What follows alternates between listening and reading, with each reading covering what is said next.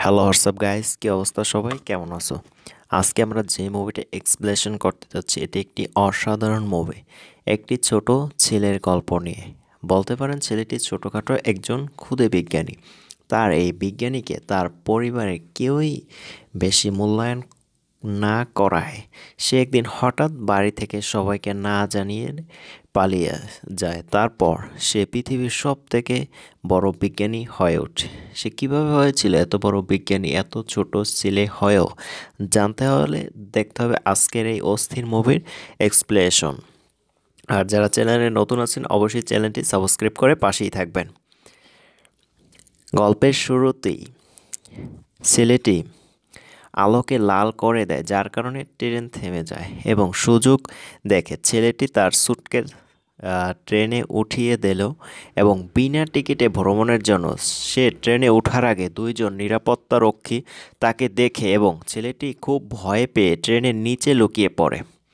এখন সে অন্য কিছু মনে করে এবং ট্রেন চলতে শুরু করে এবং পালানোর জন্য বাইরে যাওয়া ছাড়াই তার কোনো আর উপায় নেই। কিন্তু সৌভাগ্যবশত সে কাছাকাছি একটি কনভেয়ার বেল্ট দেখতে পায়, যার সাহায্যে ট্রেনে ওঠে। এই শিশুটির নাম স্পেট এবং এই প্রথমবার যে শিশুটি মাত্র 10 বছর বয়সে একা একা বাড়ি থেকে চলে যাচ্ছিল।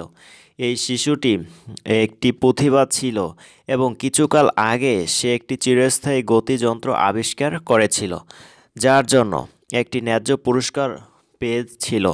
কিন্তু যখন সে তার বাবাকে এই কথা জানায়, যখন সে তার বাবা মাকে এই কথা বলে, তখন সে বিশ্বাস করে না এবং তাকে কম কার্টুন দেখতে বলে।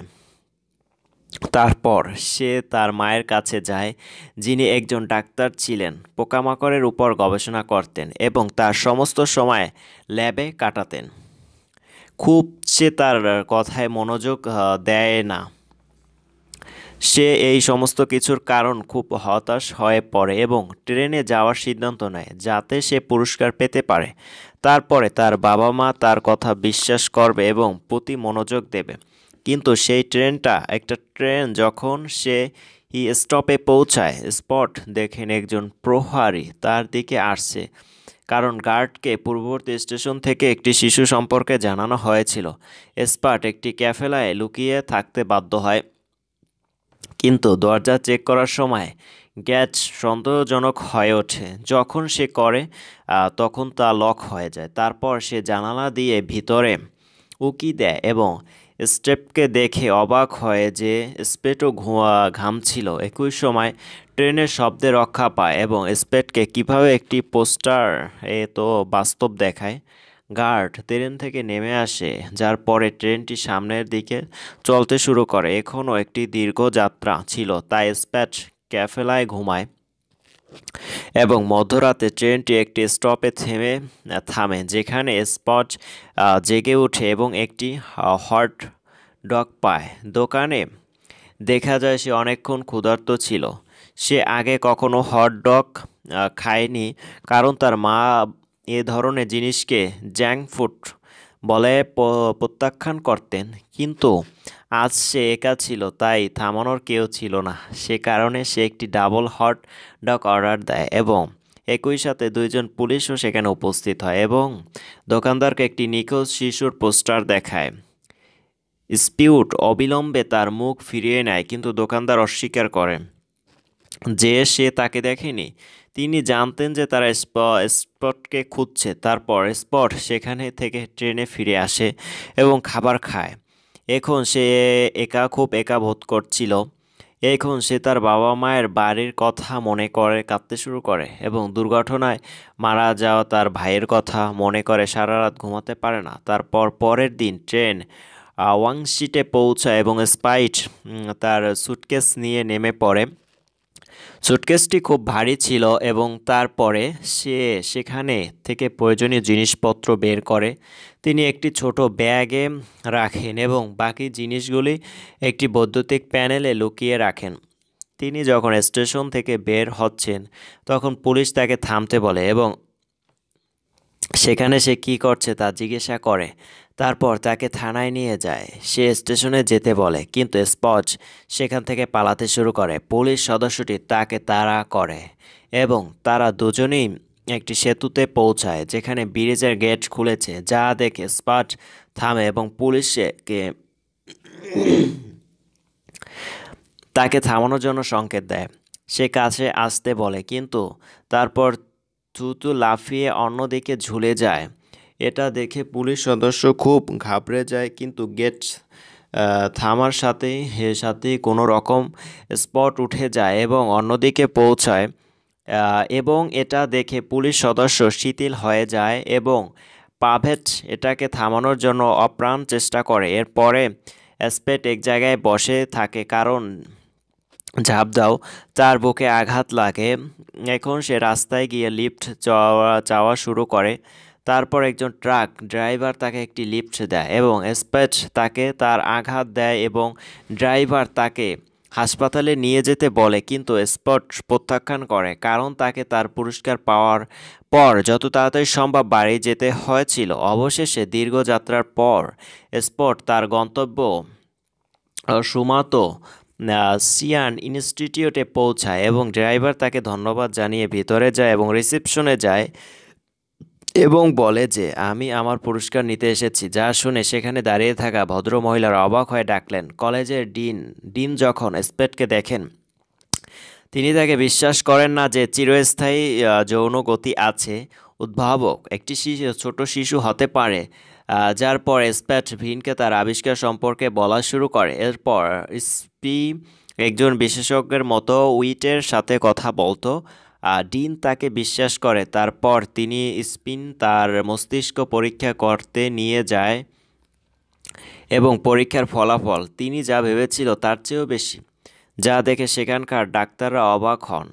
এটি ঘটে এখন আমাদেরকে পুরস্কার বিতরণী অনুষ্ঠান দেখানো হয়, যেখানে বড় বড় মানুষ এবং বড় বড় বিজ্ঞানীরা উপস্থিত ছিলেন এবং স্পিবিটিও একই সদস্য এখানে এসেছিল। তারপর স্পিবিটকে মঞ্চে ডাকা হয় এবং সে বলে যে আমাকে তিনটি জিনিস বলতে হবে। প্রথমত, তিনি ধন্যবাদ জানাতে চেয়েছিল যে তার অল্প বয়সের কারণে পুরস্কার বিতরণী অনুষ্ঠান বাতিল করা হয়নি। দ্বিতীয়ত, তারা পারপেচুয়াল মেশিনটি ইলেকট্রোম্যাগনেটিক হুইলের নীতিতে তৈরি করা হয়েছে এবং যদি এর চৌম্বক শক্তি আগামী 4 বছরের মধ্যে শেষ হয়ে যায় তাহলে মেশিনটিও হবে। যদি এটি বন্ধ হয়ে যায় তবে এখন অনেক সময় আছে যে মানুষ এই প্রযুক্তির সাহায্যে একটি বাস্তব চিরস্থায়ী মেশিন তৈরি করতে পারে। এই দুটি কথা বলার পর একটু দ্বিধাবোধ হয়, যা সেখানে বসে থাকা লোকজন বুঝতে পারছে না। তখন হোস্ট তাকে তৃতীয় কথা বলতে বলে। তিনি বলেন এবং এটি ছিল বিশেষ জিনিস যা স্পেট সর্বদা মানুষকে বলতে চেয়েছিলেন। তিনি বলেন, ছোটবেলা থেকে আমার বিজ্ঞান ও যন্ত্রের প্রতি আগ্রহ ছিল এবং আমি নতুন জিনিস তৈরি করার চেষ্টা করতাম, যেখানে আমার ভাইয়ের আগ্রহ ছিল শুধু বন্দুকের প্রতি।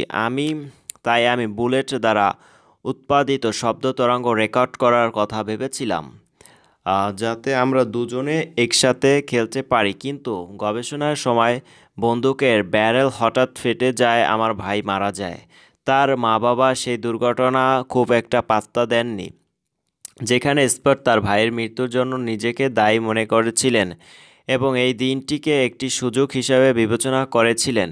তিনি সবাইকে সত্য বলতে চেয়েছিলেন যাতে সবাই তার কথা শুনতে পায় এবং পিউইটের নির্দোষতা বুঝতে পারে।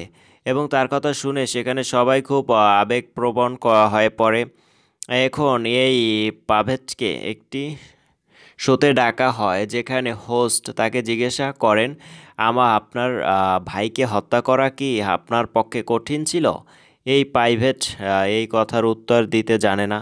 তখন পেছন থেকে তার মা আসে, যদিও স্পট বিশ্বাস করেন না যে তার মা এত দূর ভ্রমণ করার পরও তার কাছে আসতে পারে। সে স্পটকে বলে যে কারণ যাই হোক না কেন আপনার বাড়ি ছেড়ে যাওয়ার উচিত ছিল না। তাই স্পেট তার দোষারোপ করার পরিবর্তন সবকিছুর জন্য ক্ষমা চান। কথাটা শোনার পর সে বলে, এটা তোমার দোষ নয়, কারণ শিশুকে বন্দুক দেওয়াটা অন্যায়। বন্দুক কোনো খেলনা নয়, শিশুরা গুলি নিয়ে খেলছে, তাতে তোমার বা কারো কোনো দোষ নেই। এটা ছিল শুধু একটি দুর্ঘটনা এবং অন্য কিছু নয়। স্প্যাট তার মাকে জড়িয়ে ধরে, বলে যে তারা এখনও তাকে খুব ভালোবাসে, কিন্তু বাস্তবে তার মা বাবা অনুশোচনায় বাস করেছিলেন এবং তাদের সন্তানদের যত্ন নিতে না পারার জন্য নিজেদেরকে দোষারোপ করছিলেন। তারপর স্প্যাট তার মাকে জড়িয়ে ধরেন, বাড়িতে যেতে বলে, কিন্তু হোস্ট পথের মধ্যে তাদের থামানোর চেষ্টা করে, এই বলে যে আপনি এমন মাঝপথে ছেড়ে যেতে পারেন না। তারপর স্পটের বাবা এসে হোস্টের মুখে ঘুষি মারেন এবং স্পটকে সেখানে তার কাঁধে রাখেন। এই সময় ছিল যখন পুরো পৃথিবী এই লোকদের মধ্যে শেষ হয়ে গিয়েছিল। প্রায় শিশু এবং পিতামাতার মধ্যে যোগাযোগ কম হয়, কারণ পিতামাতা মনে করেন যে তাদের সন্তানরা অনেক কিছুই বোঝে না, তাই তাদের সাথে কথা বলা ভালো। এটি করবেন না, এবং একই সাথে শিশুটি অনুভব করে যে সে যদি পিতামাতার সাথে কথা বলে তবে তার কথা শুনবে না, এই ভেবে এবং এভাবে সময়ের সাথে সাথে উভয়ের মধ্যে দূরত্ব তৈরি হয়। যদিও তারা উভয়ে চায় একে অপরের কথা শুনুন এবং একে অপরকে খুব ভালোবাসুন। এটি সহজ যদি ছিল, তাই থামানোর কেউ ছিল না। সে কারণে সে একটি ডাবল হট ডগ অর্ডার দেয় এবং একই সাথে দুইজন পুলিশও সেখানে উপস্থিত হয় এবং দোকানদারকে একটি নিখোঁজ শিশুর পোস্টার দেখায়। স্পিউট অবিলম্বে তার মুখ ফিরিয়ে নেয়, কিন্তু দোকানদার অস্বীকার করে যে সে তাকে দেখেনি। তিনি জানতেন যে তারা স্পটকে খুঁজছে। তারপর স্পট সেখানে থেকে ট্রেনে ফিরে আসে এবং খাবার খায়। এখন সে খুব একা বোধ করছিল। এখন সে তার বাবা মায়ের বাড়ির কথা মনে করে কাঁদতে শুরু করে এবং দুর্ঘটনায় মারা যাওয়া তার ভাইয়ের কথা মনে করে সারা রাত ঘুমাতে পারে না। তারপর পরের দিন ট্রেন ওয়াংশিটে পৌঁছায় এবং স্পাইট তার সুটকেস নিয়ে নেমে পড়ে। সুটকেসটি খুব ভারী ছিল এবং তারপরে সে সেখানে থেকে প্রয়োজনীয় জিনিসপত্র বের করে তিনি একটি ছোট ব্যাগে রাখেন এবং বাকি জিনিসগুলি একটি বৈদ্যুতিক প্যানেলে লুকিয়ে রাখেন। তিনি যখন স্টেশন থেকে বের হচ্ছেন তখন পুলিশ তাকে থামতে বলে এবং সেখানে সে কী করছে তা জিজ্ঞাসা করে।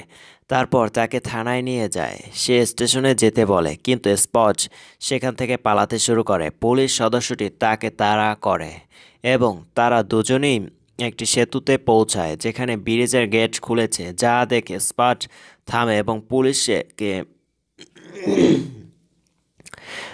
তাকে থামানোর জন্য সংকেত দেয়। সে কাছে আসতে বলে, কিন্তু তারপর থুতু লাফিয়ে অন্যদিকে ঝুলে যায়। এটা দেখে পুলিশ সদস্য খুব ঘাবড়ে যায়, কিন্তু গেট থামার সাথেই কোনো রকম স্পট উঠে যায় এবং অন্যদিকে পৌঁছায়। এবং এটা দেখে পুলিশ সদস্য শিথিল হয়ে যায় এবং পাভেট এটাকে থামানোর জন্য অপ্রাণ চেষ্টা করে। এরপরে স্পেট এক জায়গায় বসে থাকে কারণ ঝাঁপ দাও তার বুকে আঘাত লাগে। এখন সে রাস্তায় গিয়ে লিফট চাওয়া শুরু করে। তারপর একজন ট্রাক ড্রাইভার তাকে একটি লিফট দেয় এবং স্পেট তাকে তার আঘাত দেয় এবং ড্রাইভার তাকে হাসপাতালে নিয়ে যেতে বলে, কিন্তু স্পট প্রত্যাখ্যান করে কারণ তাকে তার পুরস্কার পাওয়ার পর যত তাড়াতাড়ি সম্ভব বাড়ি যেতে হয়েছিল। অবশেষে দীর্ঘ যাত্রার পর স্পট তার গন্তব্য সুমাতো সিয়ান ইনস্টিটিউটে পৌঁছায় এবং ড্রাইভার তাকে ধন্যবাদ জানিয়ে ভিতরে যায় এবং রিসেপশনে যায় এবং বলে যে আমি আমার পুরস্কার নিতে এসেছি। যা শুনে সেখানে দাঁড়িয়ে থাকা ভদ্রমহিলারা অবাক হয়ে ডাকলেন। কলেজের ডিন যখন স্পেটকে দেখেন তিনি তাকে বিশ্বাস করেন না যে চিরস্থায়ী যৌন গতি আছে। উদ্ভাবক একটি ছোট শিশু হতে পারে, যার পর স্প্যাট ভিনকে তার আবিষ্কার সম্পর্কে বলা শুরু করে। এরপর স্পি একজন বিশেষজ্ঞের মতো উইটের সাথে কথা বলতো। ডিন তাকে বিশ্বাস করে। তারপর তিনি স্পিন তার মস্তিষ্ক পরীক্ষা করতে নিয়ে যায় এবং পরীক্ষার ফলাফল তিনি যা ভেবেছিল তার চেয়েও বেশি, যা দেখে সেখানকার ডাক্তাররা অবাক হন। এটি ঘটে এখন আমাদেরকে পুরস্কার বিতরণী অনুষ্ঠান দেখানো হয়, যেখানে বড় বড় মানুষ এবং বড় বড় বিজ্ঞানীরা উপস্থিত ছিলেন এবং স্পিবিটিও একই সদস্য এখানে এসেছিল।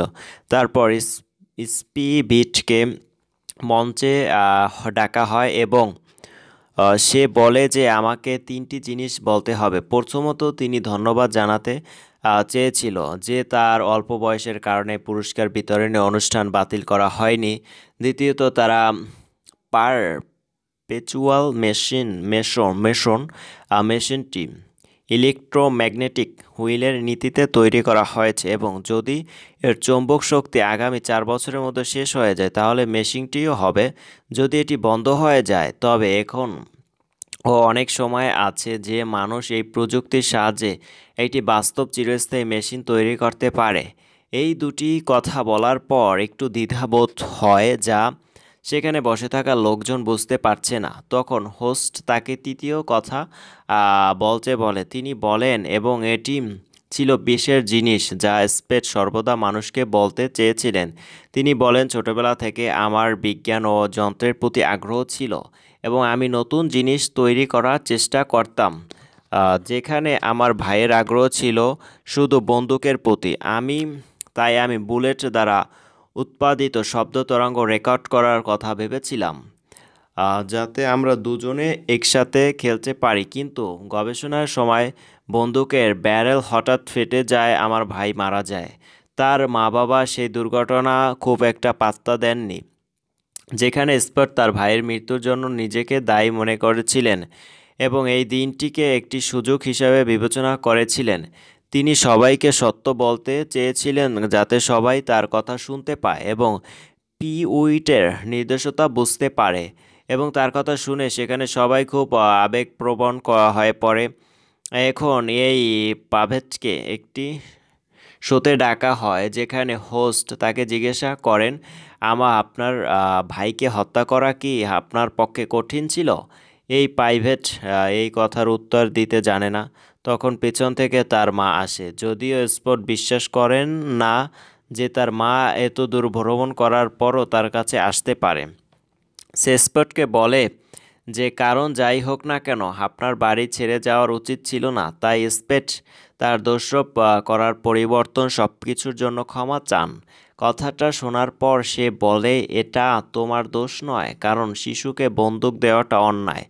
বন্দুক কোনো খেলনা নয়, শিশুরা গুলি নিয়ে খেলছে, তাতে তোমার কারো কোনো দোষ নেই। এটা ছিল শুধু একটি দুর্ঘটনা এবং অন্য কিছু নয়। স্প্যাট তার মাকে জড়িয়ে ধরে বলে যে তারা এখনও তাকে খুব ভালোবাসে, কিন্তু বাস্তবে তার মা-বাবা অনুশোচনায় বাস করেছিলেন এবং তাদের সন্তানদের যত্ন নিতে না পারার জন্য নিজেদেরকে দোষারোপ করছিলেন।